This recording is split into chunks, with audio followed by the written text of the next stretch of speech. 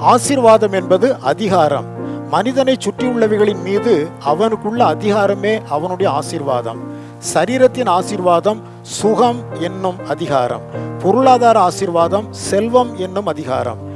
சமூகத்தின் ஆசீர்வாதம் புகழ் என்னும் அதிகாரம்.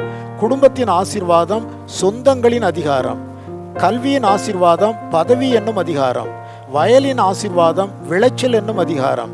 வியாபாரத்தின் ஆசீர்வாதம் பண பெருக்கத்தின் அதிகாரம். இந்த பட்டியல் நீண்டு கொண்டே இருக்கும். இந்த ஆசீர்வாதங்களை உற்று கவனியுங்கள்.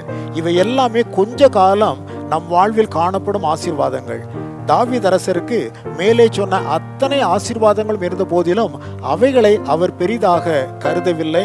மாறாக தேவனுடைய சமூகத்தில் நிற்பதையே சங்கீதம் 51:10 முதல் 12 வாக்கியங்கள் சொல்கிறது போல தேவ சமூகமே பரிபூரண ஆனந்தம், நித்திய பேரானந்தம் என்பதாக அவர் உரைக்கின்றார். நீங்கள் இந்த ஆசீர்வாதத்தையும் அதிகாரத்தையும் உடையவர்களா?